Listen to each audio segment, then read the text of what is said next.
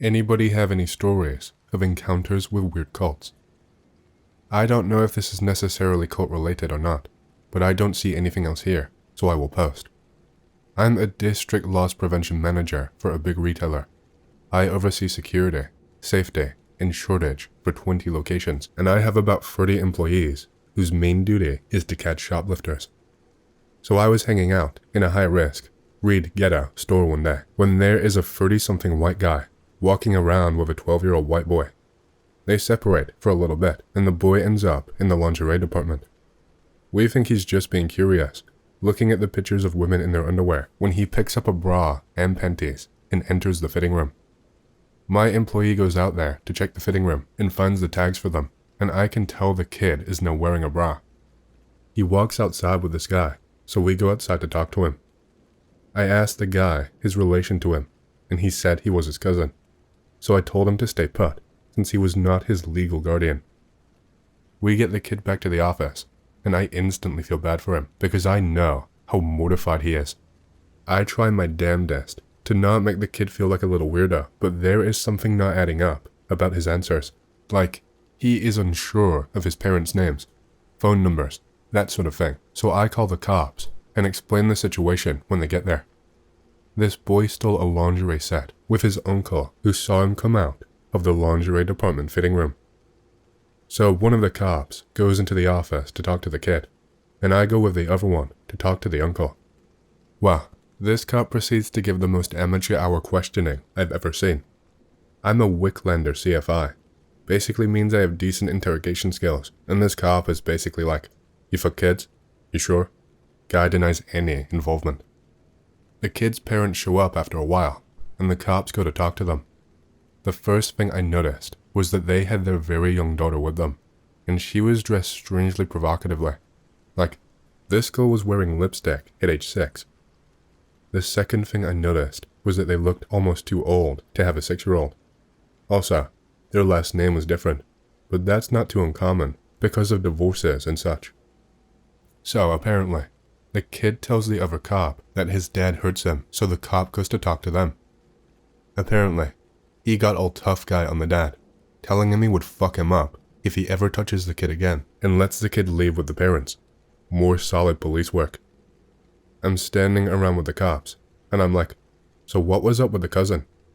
The cop gives me a puzzled look and says, "What cousin?" "The guy who was with them." The parents said he was a church friend of theirs.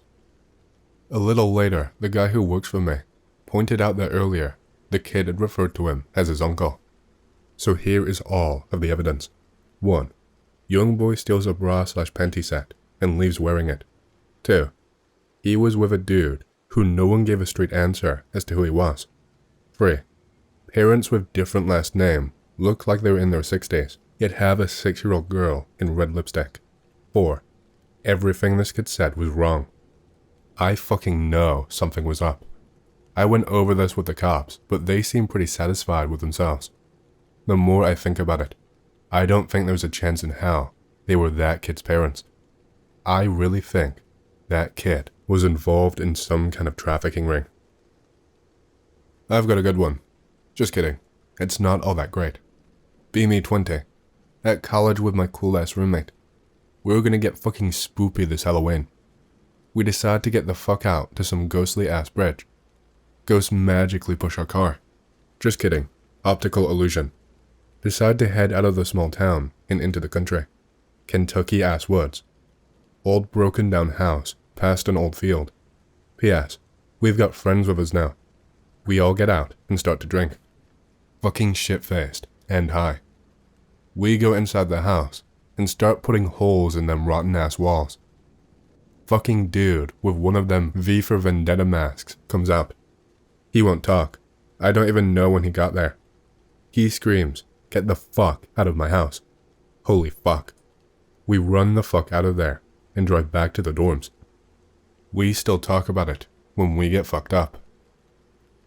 I don't know if this qualifies, but friend tells me this story that his parents told him when he turned 18. One night, they're walking together along one of the quieter roads in some city. Suddenly, a male and a female, completely nude, jump out of the bushes in front of them and start having sex. A small group of clothed people walk up out of seemingly nowhere and gather around to watch. My friend's parents just walk away. His parents were very nice, but pretty squarish. The father was a naval officer, not really the type to make something like that up to tell his son. I joined a very small cult that seemed like a normal pagan-centered group at first, then became more and more fucked up each day. I can go into more detail if anyone is still here. Sorry this took so long, was reading the other shit in this thread. Anyway, I had met a group of people who were super friendly, and we became friends. After a little bit of talking, and finding out that I am into the occult and paganism, they tell me they actually have a group together. The group is comprised of about 6 people, including myself, but I was told that there was another group of 12 or so in a sect a few towns away. So I agreed to join this group, and I have to make an oath. It's pretty basic. Promise to respect nature and to never harm another member. Alright, seems fair. So immediately after I say the oath, they then proceed to start telling me stories about how their group is actually an ancient group that was rediscovered when the head started talking to the spirits that ran the original group. This gets even weirder. The leader tells me that most of the people in the cult have psychic abilities and that they can see the future. They also tell me that there is a demon that is out to get every member of this group, and that one day we will all get a house together on a huge acre of land and train with weapons for the time the apocalypse comes and the gates to hell open. One of the guys in this group, who was actually kicked out of the group for being too dangerous, thought that he was the literal son of Satan and that he would one day take the throne of his father after he died. They were all 100% serious. Be me, 13 or 14, walking to a nearby store. A young woman, about 25, carrying a baby appears in front of me. She was thin, not too much, young but with a strange expression, like absent and fixed, unblinking eyes. Her clothes were clean but old. She looked homeless but clean. She asks if I'm interested in joining a religious talk in her church. I told her politely that I was not interested. She holds my shoulder. She was as tall as me, and I have to struggle to free myself. She says with a worried expression, "You have to come with me." I shat a shit ton of bricks, free from her grip, and get to the store, go inside, and call my parents. Dad picks me up 5 minutes later. We tell the story to a cop, and we search for the women. Near the store, there was this kind of youth center, owned by an evangelical church. At first, since I met the woman almost at their door, I assumed she was talking about them, so we went to ask. Again, no answers. Now after a couple of experiences with psychiatric patients, I realized that she had the same, unblinking, fixed empty stare of some schizos. Be of Pakistani descent. Muslim family. Few years ago, Dad finds video of Islamic cult/sect in Pakistan called Safe, sword in Arabic. Basically faith healers. Hold events called mehfils. They involve a leader, sitting on a fancy chair on a raised platform with others sitting beside him in front of people sitting on the floor. Person singing nats, hymns in Punjabi, a decidedly not Islamic language on mics. Kind of chosen ones complex, all Pakistani. Others shout, Allahu, Allahu, on mics as rhythm. People sitting on the floor doing a remembrance of Allah and headbanging. People on the floor line up to shake Pur's hands, occasionally hand him money. Pur grips their hand, looks in their eyes and screams, Hu Allah in their face. Sometimes no reaction. Sometimes the person shakes violently, falls to the floor paralyzed, spins around, screams, cries, runs around, etc. People who weren't observing Muslims become more pious. Dad visits a mehfil on a trip to Pakistan to see family. Comes back enlightened. Prays more often, grows beard, wears turban and kohl, sometimes sits by self headbanging and saying Allahu, Allahu. Goes to Pakistan more often now. Goes to mehfils. Converted his younger brother in family village. Now holds regular mehfils in family home. Buys gifts, e.g. iPhones, laptops, watches for Purs. Cares about them more than me. I lost interest in religion at 15 and went through edgy atheist stage. Can't come out as apostate for fear of life. Know it's a scam deep down. Doesn't explain people having fits after shaking someone's hands and becoming more religious. I've been to methils. I've shook pers' hands. Vibrate like hell somehow. Bonus. Most Safis live in a shitty communal building in Karachi with no AC and little furniture. Per has relatively pimped out pad just next door. Seriously, search for Naqshbandi Safi Methil on YouTube. It is some weird shit. In before terrorist, they are anti-West but not violent. They're Sufis. Say what you might about these guys, but they aren't as aggressive or violent as the other guys, and they hold very little political influence. Although much of Pakistan came to Islam because of Sufism, and it still has a lot of influence. Wahhabism/Salafism, by way of Deobandism, is gaining in popularity. Deobandism has its origins in Delhi, British India. It started out as a primarily Muslim armed struggle against the British. To make a long story short, the Deobandi guys share a lot of parallels with Wahhabism/Salafism, and they are making a comeback because of Saudi funding. They aren't as crazy as the Taliban, but they can be. Faith healing, possession, forced hypnosis. It is all real and scary as shit. No satisfying explanation either. Believe in Papa Legba, Baron Samedi, fucking Pazazu from The Exorcist or not, still works. Animal magnetism, yogic power, whatever. Clearly none of it is true, but the human body and mind don't give two shits. Suddenly you're climbing up a tree like a snake and calling yourself Simbe. Sometime amnesia, sometimes not. It's creepy when someone does even the slightest dumb tricks for basic suggestion. Put a penny on a table and act like it is immovable. The person watching you tries, and they know it's just a dumb suggestion, but they still can't budge the penny. Even that small shit is scary as fuck if you really think about it. Be me 14. Be living in North Calgary with Ma. Coming home from being a little shitbird at like 1 or 2 a.m. Skateboarding. Pass by Fish Creek Park. Largest national park in the province. Actually cuts into the parks of the city. Realize it would be way quicker to get off my skateboard and walk through creepy ass national park. There are coyotes and shit, but how bad could it be? I've got my skate, and I could possibly smack a coyote if it actually gets ballsy enough to 1v1 me IRL. Start walking. Hear human voices. It's probably just some older kids fucking around in the park. It's summer, and kids come here to drink sometimes. Keep walking down cemented path. Realize I am getting closer to the sounds. Not worried about it. As I approach, starts to sound like a chant. Round next corner very carefully. See people gathered around a fire, hooded and cloaked and shit. Apparent leader of chant has a big fucking stick with an animal skull attached to the end. Nope. Haul ass as quickly as I can. Never been so scared in my life. Take the long way around the park in the well-lit streets. Still do to this day, cause I'm a little bitch scrub. I have no idea what they were doing, but there was some serious bad juju, and I feel like I saw one of them with a knife or a dagger or something. Be me, 40-year-old. Yeah, I know, in before old. When I was 19, after university, I was kicking my heels, waiting to start my real job, so I took on a laboring job for a few months. I did 2 shitty courses on health and safety, and then worked as a pesticide operative, which is a fancy way for saying I walked about with a knapsack sprayer on my back, killing weeds. About my 3rd month in, my boss sent me to spray out unwanted saplings in a woodland in the north of England. I drove there on my own, and was in my own car, and worked alone, which meant I had some pretty relaxing days. I usually worked hard for 5 hours, getting further into the forest, then sat down, had a beer, and walked back and called it a day. I had been there about 2 weeks, working the woods.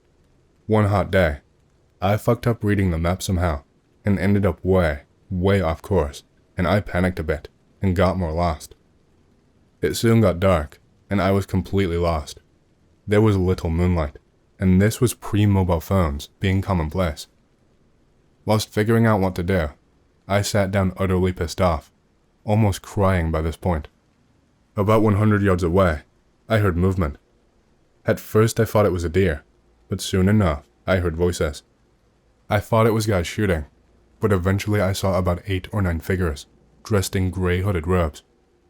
I was behind, and sort of below a fallen oak, and had a reasonably good view. They silently walked to the spot under the Scots pine tree, sort of stood in a circle, and just pointed at this one guy/gal. They just stood, pointing like this, for about 2 or 3 minutes. Then, the one being pointed at walked in one direction, whilst the other fuckers then walked away in another direction. It was all over in like 5 minutes.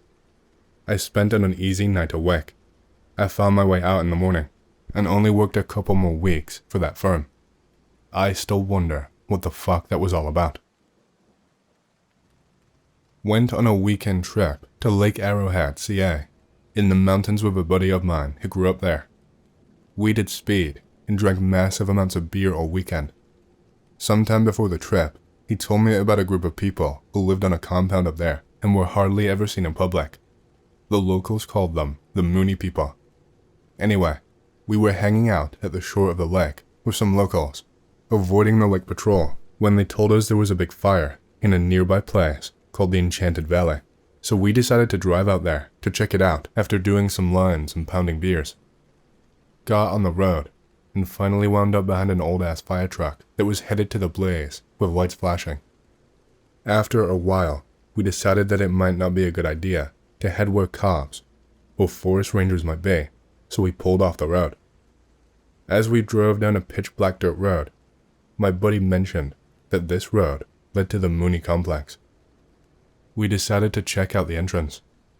As we got to the entrance, we saw a gate locked with a chain and 2 no trespassing signs. We turned the car off and sat there, chain-smoking 6 and drinking, when all of a sudden, a pair of car lights lit up from behind the gate.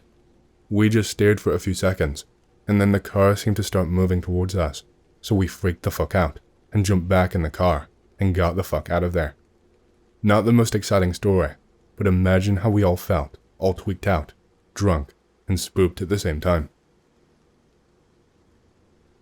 I worked briefly for a cult in Japan, Kofuku no Kagaku, as an East Asian military policy advisor. You might know them better as Happy Science. I mean, the first thing that should terrify you is that they employed dozens of military policy advisors. The leader was convinced an apocalyptic war between China and North Korea was approaching, so he spent millions every year having guys like me write articles for journals all about it. He bankrolled a bunch of Japanese military research too. It was a crazy time. I met the guy, Ryuho Akawa, a couple of times. He was fucking terrifying. His whole face is the product of endless plastic surgery, and he had these weird, artificial eyelids that don't move. He speaks really good English, but has the disconcerting habit of changing accents mid-sentence, which his minders claim is because he's being possessed by the spirits of world leaders. I don't know who, because halfway through our conversation, he started speaking in Cockney. I shit you not. Not about him specifically, although there was one really weird encounter. The whole job was a waste of time, but paid exorbitant amounts, so I kept at it for the full length of the contract. But towards the end, I was just fatigued by these people. I'd been asked to write a small treatise on a new-ish Chinese weapon system that was suspected at the time to be a foil for some of the more squirrely secret shit that the Japanese were deploying on their Aegis cruisers. I did not have a lot of experience with naval weapons platforms, and I just could not fathom what these fruitcakes were going to do with the level of detail that they were after. I end up writing 2 pages, about what you get if you read the briefs from a mill trade show, which is all I had, and handed it over to one of the Akawa's aides, who briefed him on his military interests. The guy reads it and says to me, "Could you please elaborate on what the spiritual impact of the weapon will be upon our nation?" I lost my shit and screamed at him. "The spiritual impact is you will be a red smear. Fuck off." He left abruptly. About a week later, Akawa was giving this little speech in the lobby to a bunch of faithful in Japanese. My Japanese is barely passable, but out of his ranting and gibberish, I catch the word red smear. Then they all start chanting it. Red smear. Fucking weird, man. Be me. Lived in historic Bucks County, PA my whole life. Old as fuck. Haunted as fuck. Ghosts abound. Everyone here is amateur ghost hunters law. Decided one night to investigate the New Hope area, known as one of the most haunted towns in the world. Go to Wiccan shop and ask questions like a pile of douches. Oh, hello, you witch. Do you know of any haunted places you recommend? Why, hello, douchey anon. Go ahead and go to the Satanic Church up on Anon Road. She then goes on to explain that there is a rumor of a devil cult in the surrounding area, and they use the old church for devilly shenanigans. It is a historic site and was a stop on the Underground Railroad. Us pile of douches are interested as fuck. Then the witch tries to sell us some powder and a statue of some satyr or some shit. Fuck you, witch. Time to blow this popsicle stand. Oh, douche pile. If you visit the graveyard and do some shit to the White Knight statue, I can't remember what right now, then you will be chased out of the graveyard by a ghost, and if it catches you, you will die. The witch actually cackles like a fucking witch. Whatever, witch. Douche is out. Bounce. After some trouble and loss of daylight, fine road. The road looks down upon some shacks. There are lights in every one of them, and some silhouettes of people in a few of them. I remember feeling like one of the silhouettes was cleaning an axe. Okay, well, that's weird, but we are a pile of douches, so moving on. Reach church. It is a little creepy looking. Door boarded up, but otherwise it's in good shape. Make way to graveyard. Immediately find White Knight statue. It's massive. Do whatever the witch told us to do. Immediately hear a noise in the woods. Start running like idiots. Everyone jumps the fence, except one douche, who is screaming at the top of his lungs that something has a hold of his leg. Upon investigation, he has his jeans caught on the fence like a douche. Story to tell your grandkids. After about 20 seconds of laughing, we hear a bunch of vehicles start up, muttered voices, and what appear to be torches back in the woods from the direction of the shack village. Torches, OMG. Sticks on fire, not what we Americans call flashlights. Sound of a shitload of cars on gravel. We fucking book it back to the car. Take off. Immediately see headlights. There are 5 or 6 trucks chasing us through the back roads of Pennsylvania that are full of dudes, most of which are riding in the bed like terrorists. Truck in front has a dude in a cloak with a cone/pyramid-shaped hood. You could just barely see him through all the headlights behind him. He's got a fucking axe. The rest of the dudes all have the aforementioned torches. He's gaining on us. Fucking old Mazda. This is before any of us had money. Just as we reach a clearing, all 6 trucks pull into the field, and we speed off. We watch them all turn around, and go back down the road as we drive away. Go to cops. They don't believe us, or ignore us, and tell us to avoid trespassing, or we could be arrested. Moral of the story: don't listen to witches, especially ones that cackle. They probably just wanted to scare us off, but why, and from what? And why do they live in shacks? We never had the balls to go back. I did a video once about my experience with one. Unfortunately, I got a fuckload of backlash for it. If not for that, I'd have posted it here, instead of green texting everything. Stick with it, because it may take several posts. Be me. Be 2008 in Las Vegas. Living with some friends. Life's pretty alright. One night, friends decide to drop in on a friend's place. I decide to go with, because why not? Arrive at their friend's place in Summerlin. Rich fuck side of town in Vegas, for those who don't know. Guy is this weird, Steve Buscemi sorta looking dude, with a hot-ass wife, who is like 10 or 12 years younger than him. Oh yeah, and another wife that is actually closer to his own age. Between each other, they have like 5 kids. Okay then. Claims to run a production and promotions company. They do events that range anywhere from rave-type events to theater troupe stuff, mainly based around the underground goth crowd, which I was hanging around in at the time. Major influences from cult-like iconography, literally all over their promotional stuff and their events image in general. I'm pretty naive and stupid at the time, so I overlook it. Mostly because I thought it was all just kind of a joke. I'm going to skip ahead a little bit, but basically, they were prepping for an event they've done a series of, called Anonymity. Take pretty much Eyes Wide Shut, and then throw in industrial EDM music, and you pretty much have the idea. Sometimes they branch out, and do different shit. One year it was steampunk themed, but mostly, it's all saturated in that same quasi-Freemason elite imagery bullshit.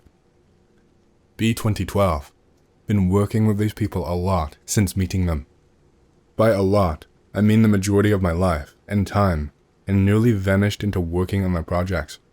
Friendship started to suffer. My relationship really started to suffer. On top of this, I wasn't getting paid hardly shit either, and most of the money put into their stuff came out of pocket. I was beginning to become pretty disillusioned with these people. Expressed it to the guy who runs the group, and his solution was fucking bizarre. Guy tries hooking me up with someone else in the group, even though he knew I was already committed to someone else. His rationale was because his odd poly relationship worked for him, I should be a team player and do one as well. Guy had already pegged me as a protege, and I did not know how I felt about that as it is. This is where the cult shit comes in. When I did a video on YouTube about this, the level of denial these people projected because somehow it got to them was fucking incredible. Girl he tries hooking me up with apparently left a guy she was with for 5 fucking years to get with me. Literally knew me all of like 3 weeks at that point, and we barely conversed. Typical impressionable, goth chick type. A bit overweight, self-esteem issues, comes from a broken home and dysfunctional family. Fell into the group, probably because she was desperate to feel like a part of anything at that point. Absolutely obsessed with the shit they do. Start noticing a lot of people around my age in the group are there for the same reasons, regardless of if they really are social outcasts or not. Start noticing the few older people are just loose social dandies, like the guy who runs the group. It finally hits me like a rock. All this guy is doing is manipulating younger people who feel like social black sheep into joining his group with shit they're already into. A lot of these kids are losers still and are going nowhere, but have pretty great talents artistically, so he's just exploiting that to make them feel welcome, as aside from all that, they're generally the types who fuck each other over routinely and can't get out of the high school goth kid mentality. Once they're in, he extorts labor out of them for his projects, and does pretty much everything he can to keep them close by for that tacky ass reason. I soon find out just how many people he's fucked over, stolen artwork from, and claimed as his own. How many people he's financially ripped off, and how badly he's been living in a fucking fantasy world, and getting even myself to do so as well. I want out, so I try to get out. Way easier said than done. Now during this time, I was DJing for another venue. I figured it would be the kind of easy exit option, as it was starting to become a more successful venture for me than being told that infidelity was the solution to my problems. I start spending more time with the other venue, tried to be tactful to the girl they were trying to hook me up with, and let her down easy, and tell her straightforward that I am just not comfortable with being a part of something that on the surface seems cool, but operates completely differently behind the scenes. This shit backfired, worse than any attempt Elliot Rodger ever made to get pussy. Things were alright for just 2 weeks. Events for their goth bullshit happened weekly back then. Don't know about any these days, if anything is even going on anymore after all that went down. After those 2 weeks, when I go into DJ for the other venue, immediately, everything seems off and feels very uncomfortable. People I'd known for a long time didn't want to know me anymore. To make a long enough story shorter, I was being ostracized from people who I considered friends for years, and at the time did not know why. I finally ask around, and find this bitch had been telling people I fucked her when I didn't, and then just decided to leave it at that, and not speak to her anymore. Alright, fuck you. I also find out that the guy who ran the group had been telling people I stole money from him and tried to cheat on my girlfriend at the time, which was bullshit, because it was his motherfucking idea. Their entire group decides to back him up on it, even though they know it's bullshit. Unfortunately, I have only a couple of obligations left with them, and because I try to be professional about these things, I do what I can to fulfill those, before finally giving him the middle finger, and telling him to fuck himself and his arrogant ass for eternity. Shit goes down next. Brief sidetrack here, but words cannot accurately describe how arrogant this motherfucker was.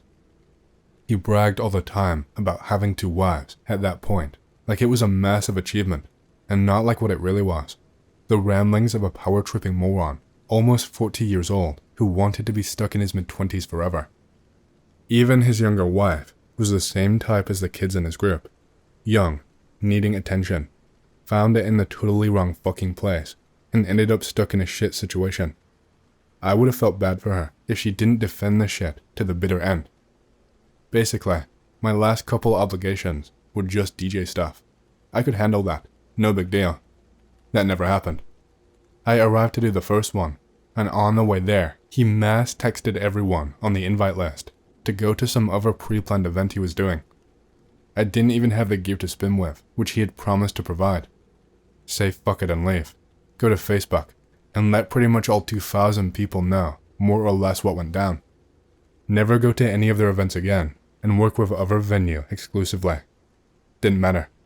These fucking cretins showed up to the other venue's events, and started fucking with me even there. People started believing that I was this womanizing, abusive asshole who fucked over his entire group. Not a single person in his group would say otherwise, and whenever I spoke up and didn't stand for his bullshit, it was labeled bashing. Final post next. Not gonna Greentext this one. Essentially, he pulled all the stops out and did everything he could to do a massive manipulation campaign to label me everything he was. His fucking wife stood by him doing this after acting like a friend for over 5 years. The act of leaving this group got me alienated from everyone I used to know back in that town. Got me labeled everything from a player scumbag to a fucking thief, even though it was my pocket money that went into their shit. All of this to save face. Point is, cults don't always have to be about robes and rituals and shit. Mainly, they're just led by charismatic assholes that win you over with charm and keep you hooked with something you're desperate for, which is why so many of them are all over the place. At their core, cults are about manipulation, really. For me, it was feeling a part of something and friends, and this was the case for a lot of them. I still think it's fucking disgusting that people like this can feel wronged by getting shown who they really are. To this day, they deny that they do shit like that. Even when they do it, literally right the fuck in front of people. I can't imagine being that desperate to fit in, where you sacrifice even your dignity as a person to do that, and that dressing this shit up as something else will fix it. But of course, that's also why I'm not a part of their shit anymore, and don't even live in that town anymore. Anyway, that is my story.